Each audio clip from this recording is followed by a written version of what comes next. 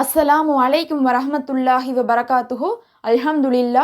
அல்லாஹும்ம ஸல்லி அலா முஹம்மதின் வ அலா ஆலி முஹம்மதின் வபாரிக் வசல்லிம். அல்லாஹ்வின் நல்லடியார்களே, இப்போது ஒரு முக்கியமான செய்தி வந்திருக்கு.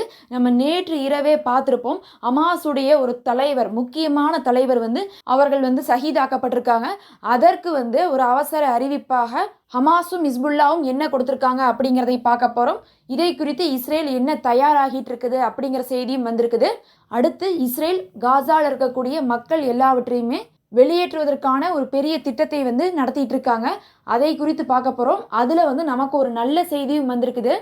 அடுத்து ஹவுதிக்கள் தரப்புலேருந்து ஒரு முக்கியமான செய்தி வந்திருக்கு. அதை குறித்தும் பார்க்கலாம். இன்னும் சில முக்கியமான தகவல்களும் இருக்குது. இதை அனைத்தையும் தான் நம்ம இந்த காணொலியில் பார்க்க போகிறோம். இன்னும் சப்ஸ்கிரைப் பண்ணாதவங்க மறக்காமல் சப்ஸ்கிரைப் பண்ணிக்கோங்க. முதல்ல பார்த்தா இப்போது இன்னைக்கு ஹமாஸும் சரி ஹிஸ்புல்லாவும் சரி அவசர அறிவிப்பு ஒன்றே செஞ்சுருக்காங்க. எதுக்கு இந்த அறிவிப்புன்னு பார்த்தா, நேற்று இரவு நம்ம எல்லாருமே ஒரு செய்தியை கேள்விப்பட்டிருப்போம். லெபனானில் இருந்த ஹமாஸை சேர்ந்த துணைத் தலைவரான அல் ஹரூரி அவர்களை லெபனானில் இருக்கக்கூடிய சமயத்திலேயே ஏவுகணை தாக்குதலை செய்து இஸ்ரேல் தரப்பினர் தாக்கியிருக்காங்க. அதில் அவர்கள் ஷஹீதாக இருக்காங்க. அவர்கள் மட்டும் இல்லை, அவர்களோடு சேர்ந்து இன்னும் ஒரு 5 நபர்களும் கூட முக்கியமான ஆட்கள் இருந்ததாக சொல்லப்படுது. இதை குறித்து ஏற்கனவே ஹிஸ்புல்லா கடுமையான ஒரு எச்சரிக்கையை கொடுத்துருக்காங்க. எப்போ இஸ்ரேல் ஹமாஸுடைய தலைவர்களெல்லாம் நாங்கள் தேடி கொள்ள போகிறோம், அவங்க எந்த நாட்டில் ஒளிஞ்சிருந்தாலும் நாங்கள் அடிப்போம், அது துருக்கியாக இருந்தால் என்ன, எங்களுக்கு லெபனானாக இருந்தால் என்னன்னு சொல்லிட்டு சொன்னாங்களோ, அப்போவே அவங்க சொல்லிட்டாங்க, எங்களுடைய மண்ணில் நீங்கள் போராளிகளெல்லாம் எதுவும் பண்ணக்கூடாது, அப்படி மட்டும் நீங்கள் பண்ணிட்டா அவர்களுடைய உயிர் இந்த மண்ணில் போனால் உங்களுக்கு சரியான தக்க பாடத்தை நாங்கள் கொடுப்போம், கடுமையான தாக்குதலை எல்லாம் நடத்துவோம்னு சொல்லிட்டு எச்சரிச்சிருந்தாங்க. அந்த எச்சரிப்பையெல்லாம் மீறி தான் நேற்று கூட லெபனானில் வச்சு இஸ்ரேல் தாக்கியிருக்கு. இதனால இப்போ என்ன பண்ணியிருக்காங்கன்னா, அதனால இந்த தாக்குதலுக்கு அவர்களை பதிலடி கொடுக்கறதுக்காக நீண்ட தூரம் பாயக்கூடிய ஏவுகணைகளை வைத்தும் மிக சக்தி வாய்ந்த ஏவுகணைகளை வைத்தும் இஸ்ரேலின் மீது தாக்குதல் தொடுக்க போவதாக இஸ்ரேலுடைய ஒரு மூத்த அதிகாரியை இப்போ சொல்லியிருக்காங்க. அதனால என்ன பண்ணிட்டாங்கன்னா, இஸ்ரேல் முழுவதும் சைரன் சத்தம் கேட்டுகிட்டே இருக்கு. எந்த நேரம் வேணால் ஹிஸ்புல்லாட்டிருந்து ஏவுகணைகள் தாக்குதல் நடக்கும் சொல்லிட்டு இஸ்ரேல் எதிர்பார்த்து கொண்டே இருக்கு. ஹிஸ்புல்லா இதை பற்றி என்ன பண்ணியிருக்காங்கன்னு பார்க்கும்போது, ஏற்கனவே எச்சரிக்கை கொடுத்திருந்த அவர்கள் நாளைக்கு ஹசன் நஸ்ருல்லா அவர்கள் ஒரு உரையை நிகழ்த்த போகிறாங்க. அதில் இதை பற்றியான பேச்சுகள் வரும். இதற்கு முன்னாடி நம்ம பார்க்கும்போதே ஈரானுடைய ஒரு உயர் அதிகாரியை தாக்கிய போதே 24 மணி நேரத்தில் ஈரான் அதற்கான தண்டனை கொடுத்தாங்க. அதே நேரத்தில் ஹமாஸும் அதற்கு அந்த ஈரான் அதிகாரி கொல்லப்பட்டதுக்காக இஸ்ரேலுடைய தலைநகரத்தை நோக்கி ஏவுகணைகளாக வீசியிருந்தாங்க. இப்போ ஹமாஸ்லேயே ஒருவர் இறந்திருக்கிறனால இன்னும் 24 மணி நேரத்திலேயே பெரிய தாக்குதல்கள் இஸ்ரேலுக்குள்ளே நடக்க போவதாக எல்லா விதமான எச்சரிக்கையும் வந்திருக்கு. இப்போ அது ரொம்பவே பரபரப்பான செய்தியாக போயிட்டுருக்கு. இந்த நிலையில தான் இப்போ ஹமாஸ், ஹிஸ்புல்லா, அங்கே இருக்கக்கூடிய ஆயுத குழுக்கள் எல்லாருமே அறிவிச்சிட்டாங்க, இந்த மரணத்துக்கு ஒரு பெரிய விலையை இஸ்ரேல் கொடுக்க வேண்டி இருக்குன்னு சொல்லியிருக்காங்க. பதில் மற்றும் தண்டனை இல்லாமல் இந்த குற்றத்தை நாங்கள் கடந்து போக முடியாது, அதனால் நாங்கள் தண்டனை கொடுப்போம் அப்படிங்கிறதை மட்டும் தெரிவிச்சிருக்காங்க. முக்கியமாக இவரை பற்றி நீங்கள் தெரிஞ்சுக்கணுன்னா, இவர் ஹமாஸுடைய பேரூத்தில் இருந்த தலைவராக இருந்தாருன்னு நமக்கு தெரியும். அது இல்லாமல் இவர் தான் என்ன பண்ணாங்கன்னா, ஹிஸ்புல்லா, ஹமாஸு, இந்த மாதிரி மற்ற குழுக்கள்லாம் இருக்காங்கல்ல, அப்படி ஒரு 4 குழுக்களுக்கு நடுவில் ஒரு சமரச பேச்சுவார்த்தை செய்வது, இணக்கமாக வைக்கிறது, ஒரு தொடர்பை ஏற்படுத்துறது, இந்த மாதிரியான வேலையை செஞ்சுருக்காங்க. அதனால தான் இவரை குறி வச்சு தாக்கியிருக்காங்க. அது இல்லாமல் இவர் அரசியல் ரீதியாகவும் சரி இராணுவ ரீதியிலையும் சரி ஒரு நல்ல செல்வாக்கு பெற்றவராக இருந்திருக்காங்க. இப்போதான் இவர் தாக்கப்பட்டாருங்கிறது உண்மை. ஆனால் அக்டோபர் 7க்கு முன்னாடி இருந்தே இஸ்ரேல் இவரை தாக்குவதற்காக பல முயற்சிகளை ஏற்படுத்தியிருக்குது. அப்படின்னா இவர்களை கொல்வதற்காக பல ஆண்டுகளாகவே இஸ்ரேல் முயற்சி பண்ணிட்டு இருக்கு.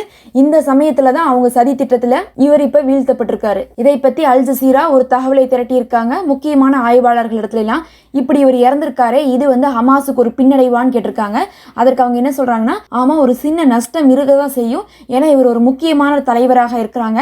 இருந்தாலும் தலைவர்களை நம்பி மட்டும் அங்க எல்லாமே இயங்கிறது கிடையாது. அங்க இருக்கக்கூடியவர்கள்லாம் இறக்கிறதுக்கு தயாராக இருக்கிறாங்க. ஒருத்தவங்க இல்லாட்டினாலும் இன்னொருத்தவங்க அந்த கூட்டத்தை வழி நடத்தி செல்வாங்க. அதனால இது அரசியல் ரீதியாக ஹமாஸுக்கு ஒரு பின்னடைவாக இருக்குமோ தவிர இராணுவ ரீதியாக ஒரு பின்னடைவாக இருக்காதுன்னு சொல்கிறாங்க. அப்போ இராணுவ தாக்குதலை இஸ்ரேல் மேலே செய்கிறதை இவங்க குறைச்சி கொள்ளாமல் எப்போ போல் தாக்குவாங்க. ஆனாலும் சரி, அவர்களுக்கு முக்கியமான ஐடியா கொடுத்ததில், முக்கியமான பங்காற்றியதில் ஒருவராக இருக்கும்போது அவர்களுடைய இழப்பு அப்படிங்கிறது அங்கே இருக்கிறவங்களுக்கு அரசியல் ரீதியான ஒரு கஷ்டத்தை கண்டிப்பாக கொடுக்கும். இந்த செய்தியை கேட்டதுக்கப்புறம் ஹமாஸுடைய மூத்த தலைவராக இருக்கக்கூடிய இஸ்மாயில் ஹனியா அவர்கள் என்ன சொல்லிட்டாங்கன்னா, இனிமேல் எந்த ஒரு பேச்சுவார்த்தையும் இல்லை, அந்த சமரச பேச்சுவார்த்தையில இனிமேல் நீங்க நிறுத்திடுங்க, எங்களை கூப்பிடாதீங்கன்னு சொல்லிட்டு பகிரங்கமாக வந்து அவர் அறிவிச்சிட்டாரு. ஏன்னா வந்து இவங்க போரை நிறுத்துறதுக்காக அழைப்பு கொடுத்துட்டே இருந்துட்டு தலைவர்களை வந்து தாக்கிட்டு இருக்காங்க. முந்தா நேத்து தான் நம்ம வந்து மஸ்ஜிதுல் அக்ஸாவுடைய இமாமுடைய மரணத்தை பார்த்தோம். இப்படி தொடர்ந்து வந்து தலைவர்கள் தாக்கப்பட்டு இருக்கிறனால இவர்கள் கொந்தளிச்சிருக்காங்க. நம்ம பொறுத்திருந்து பார்த்தா தெரியும் இன்னைக்கு என்ன ஒரு தாக்குதல் இதற்கு வந்து தண்டனையாக இஸ்ரேலுக்கு கிடைக்க போகுதுன்னு சொல்லிட்டு. அடுத்து நம்ம இஸ்ரேலுடைய ஒரு பெரிய திட்டத்தை பத்தி பார்க்கணும். ரொம்ப நாளாகவே நாமளும் வந்து வீடியோல என்ன சொல்லிட்டு இருக்கோம்னா, இஸ்ரேல் அங்க இருக்கக்கூடிய காசா மக்கள்ல ஒரு 23 லட்சம் மக்கள்ல எப்படியாவது ஒரு 20 லட்சம் மக்களையாவது வந்து வெளியேற்றிடணும் அப்படின்னு சொல்லிட்டு முயற்சி செய்கிறாங்க.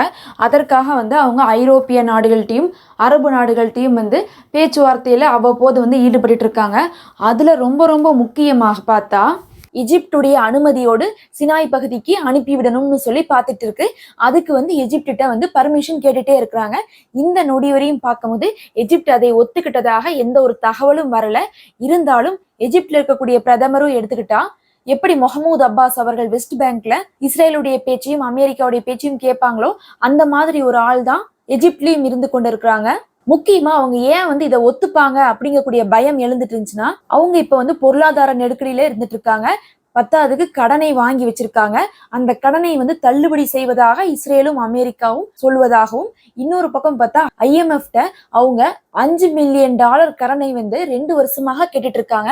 ஆனா IMF வந்து இன்னும் கொடுக்காம இருந்த நிலையில இவங்க என்ன பண்றாங்கன்னா, அமெரிக்காவும் இஸ்ரேலும் சேர்ந்துட்டு அதை அப்படியே இரட்டிப்பாக $10 மில்லியன் அந்த கடனை நாங்க ஏற்பாடு பண்ணி தரோம் அப்படிங்கிற மாதிரியான ஒரு நிபந்தனைக்குள்ள போயிட்டா வேற வழி இல்லாம இவர்கள் மக்களை ஏத்துப்பாங்கல்ல அப்படிங்கக்கூடிய முயற்சியில தான் அமெரிக்காவும் இஸ்ரேலும் மறைமுகமாக ஈடுபட்டு இருக்கு. இந்த நிலைமையில தான் நமக்கு ஒரு நல்ல செய்தி கிடைச்சிருக்கு. நேற்றைய தினம் என்ன பண்ணிருக்காங்கன்னா, Iran, Saudi Arabia, Egypt, UAE இவங்க 4மே என்ன பண்ணிருக்காங்கன்னா பிரிக்ஸ் கூட்டமைப்புல சேர்ந்திருக்காங்க. இதுல இந்த பிரிக்ஸ் கூட்டமைப்புனா என்னன்னு பாத்தீங்கன்னா, எண்ணெய் உற்பத்தி செய்யக்கூடிய நாடுகள் எல்லாம் இணைந்திருக்கக்கூடிய ஒரு கூட்டமைப்பு. அதுல இப்ப ஈரானும் சேர்ந்துருச்சு, எஜிப்டும் சேர்ந்துருச்சு. இந்த போர்ல நம்ம ரொம்ப முக்கியமாக கவனிக்கப்பட வேண்டியது ஒன்னு ஈரானு, இன்னொன்னு எஜிப்ட். இப்ப 2 பேருமே அதுல சேர்ந்திருக்காங்க.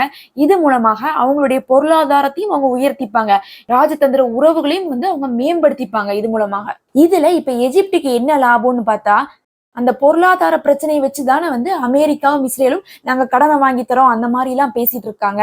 இப்ப அந்த பிரிக்ஸ் கூட்டமைப்பு மூலமாகவே ரஷ்யாவும் ஈரானும் சேர்ந்து கூட எஜிப்டுக்கு பொருளாதார ரீதியாக உதவி செய்ய முடியும். இதனால என்ன ஆகும்னா, அமெரிக்காவுக்கும் இஸ்ரேலுக்கும் வேலை இல்லாம போயிடும். ஏன்னா அமெரிக்காவும் இஸ்ரேலும் இப்போ வேற ஒரு திட்டத்தையும் போட்டுட்டு இருக்காங்க. 2 நாளைக்கு முன்னாடி நெத்தன்யாகு ஒரு அறிவிப்பு கொடுத்திருந்தாரு. என்ன அறிவிப்புன்னு பார்த்தா, காசாவுக்கும் எஜிப்டுக்கும் நடுவுல இருக்கக்கூடிய பிடலல்பியா அப்படிங்கக்கூடிய ஒரு எல்லையை வந்து இஸ்ரேல் ராணுவம் போய் கைப்பற்றுவதாக, அவர்களுடைய ஆட்களை இங்க குவிப்பதாக வந்து ஒரு அறிவிப்பு கொடுத்திருந்தாங்க. இதை குறித்து வந்து அவர் அறிவிப்பு கொடுத்த சில மணி நேரத்திலேயே அங்க இருக்கக்கூடிய முக்கியமான இஸ்ரேலியை சேர்ந்தவர்கள் எல்லாம் அவர்களை பார்த்து வந்து பேசினாங்க.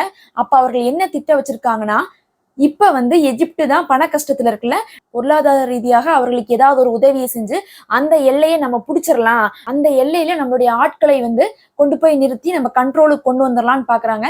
இது பெரும் பிரச்சனை. காரணம் என்னன்னா, அது வந்து இஸ்ரேலுடைய கண்ட்ரோல்ல இருக்கக்கூடிய ஏரியாவே கிடையாது. அது காசா, எஜிப்ட் இது 2க்கு மட்டும்தான் தொடர்பான ஏரியா. அந்த இடத்துல வந்து இஸ்ரேல் வந்துருச்சுன்னா ஒட்டு மொத்தமாவே வந்து காசாவை வந்து வளைச்சு பிடிச்ச மாதிரி ஆயிரும். இது ஹமாஸுக்கு பெரும் கஷ்டத்தை கொடுக்கக்கூடியதாக அமைஞ்சிரும், அந்த மக்களுக்கும் பெரும் கஷ்டத்தை கொடுக்கக்கூடியதாக அமைஞ்சிரும். இஸ்ரேலுடைய திட்டம் வந்து நிறைவேறிருங்கக்கூடிய நிலைமை ஏற்பட்டு இருந்துச்சு. அந்த நிலைமையில தான் ஒரே நாள்ல இந்த நல்ல செய்தி வந்திருக்கு, பிரிக்ஸ் கூட இவங்க சேர்ந்திருக்காங்கன்ட்டு. அப்படின்னா பொருளாதார ரீதியாக இப்ப எஜிப்டுக்கு எந்த ஒரு தேவையும் இஸ்ரேல் டீம் அமெரிக்கா டீம் இல்ல. அதை வந்து அவங்க பிரிக்ஸ் கூட்டமைப்பு மூலமாகவே ரஷ்யாட்ட இருந்தும் ஈரான் இருந்துமே அவங்க வாங்கிப்பாங்க. அதனால எந்த ஒரு திட்டத்துக்கும் வந்து இணங்கி போகக்கூடிய அவசியம் இருக்காது அப்படிங்கக்கூடிய ஒரு நல்ல செய்தி வந்திருக்கு. இன்ஷா அல்லாஹ் நம்ம பொறுத்து இருந்துதான் பார்க்கணும் பின்னாடி ஏதாவது ஒரு மாற்றம் வருதான்னு. ஏன்னா போர்க்களத்துல நம்ம இன்னைக்கு இருக்கக்கூடிய நிலவரம் எப்போதும் இருக்கும்னு நம்ம சொல்ல முடியாது. இஸ்ரேலானது ஏதாவது ஒரு சூழ்ச்சியை செஞ்சுட்டே இருக்குது. எப்படியாவது எஜிப்ட நம்ம வலையில சிக்க வச்சிடணும், பொருளாதார பிரச்சனையை நமக்கு சாதகமா யூஸ் பண்ணிடணும்னு சொல்லி முயற்சி பண்ணி கொண்டே இருக்குது. அதை நம்ம பொறுத்திருந்து பார்க்கலாம். இந்த நிலையில நேத்து என்ன ஆயிருக்குன்னா, இஸ்ரேலுக்குள்ள மீண்டும் ஒரு குண்டு வெடிப்பு ஏற்பட்டிருக்கு. இந்த குண்டு வெடிப்பு நம்ம வந்து 4 நாட்களுக்கு முன்னாடி கூட வேற ஒரு விஷயத்துல கேள்விப்பட்டோம். ஈரானுடைய படை தளபதியை வந்து எப்ப இஸ்ரேல் கொன்னாங்களோ சிரியாவை வச்சு 24 மணி நேரத்துல இஸ்ரேலுக்குள்ள நெத்தனியா அப்படிங்கக்கூடிய ஒரு ஊர்ல கார் வந்து பத்தி எரிஞ்சிச்சு. அதுல இருந்த ஒரு முக்கிய பதவியில இருந்த மொசாட் ஆள் வந்து இறந்தாங்கன்னு கேள்விப்பட்டோம். அதே மாதிரி நேத்தும் இன்னொரு இடத்துல நடந்திருக்கு. ஆனா அதை யார் செஞ்சாங்கன்னு நம்ம வந்து சொல்ல முடியாது. ஏன்னா ஈரானும் அதை பத்தி அறிவிக்கல, இஸ்ரேலும் அதை மறைக்கணும்னு தான் நினைக்கிறாங்க. ஆனா மீண்டுமே அதே போல நெத்தன்யாகு அப்படிங்கக்கூடிய அந்த ஊர்லயே கார்லயே வச்சு இன்னொரு ஒரு மொசாட்டை சேர்ந்த ஒரு ஆட்கள் வந்து இறந்திருக்காங்க அப்படிங்கக்கூடிய தகவல் மட்டும் தெரிஞ்சிருக்கு. இன்னும் ஓரிரு நாள்ல இதற்கு பின்னணியில யார் இருந்தாங்க அப்படிங்கறதும் வந்து வெளியே வந்துடும். நம்ம பொறுத்திருந்து பார்க்கலாம். அடுத்து நேற்றைய தினம் ஹமாஸ் தரப்பினர் புரேஜ் பகுதியில் இருக்கக்கூடிய இஸ்ரேலிய ராணுவ படையோட வந்து மோதி இருக்காங்க. கடுமையான தாக்குதல்கள் அங்க வந்து நடைபெற்றிருக்கிறதாகவும் அந்த சமயத்துல வாகனங்களை எல்லாம் வந்து அவர்களுடைய ஏவுகணைகளை கொண்டு அழித்துள்ளதாகவும் அது இல்லாம ராணுவ இலக்குகளையும் சேர்த்து அழித்ததாகவும் அறிக்கையை வெளியிட்டிருக்காங்க. அப்படின்னா வந்து வடக்கு காசா, தெற்கு காசா, மத்திய காசான்னு சொல்லிட்டு எல்லா பக்கமுமே கடுமையான சண்டைகள் இப்போது மறுபடியும் சூடு பிடிச்சிருக்கு. அது மூலமாக இஸ்ரேலுடைய ராணுவத்துக்கு ஹமாஸுடைய தாக்குதலுங்கிறது திணறடிக்க கூடியதாக இப்ப அமைஞ்சிருக்கு. அடுத்து ஹவுதீஸ் பத்தி பார்க்கணும். நம்ம நேற்றைய தினமே சொன்னோம், ஈரானுடைய போர்க்கப்பலானது ஹவுதிகளுக்கு ஆதரவாக செங்கடலை நோக்கி வந்திருக்குன்னு சொல்லிட்டு. இந்த நிலைமையில ஹவுதிகளும் தயாராகிட்டு இருக்காங்க, படைகளை திரட்டி கொண்டிருக்கிறாங்க, அமெரிக்காவை எந்த நேரம் வேணா தாக்கலாம் அப்படிங்கிறதுக்காக அப்படின்னு சொல்லியிருந்தோம். இன்னும் சில தகவல்கள் வெளியாயிட்டு இருந்துச்சு. இப்படியான சூழ்நிலையில தான் ஏமனுடைய முக்கியமான பிரதிநிதிகள் எல்லாம் என்ன பண்ணிருக்காங்க, ஈரானுடைய வெளியுறவுத்துறை அமைச்சரை பார்த்து வந்து நேற்று பேசியிருக்காங்க.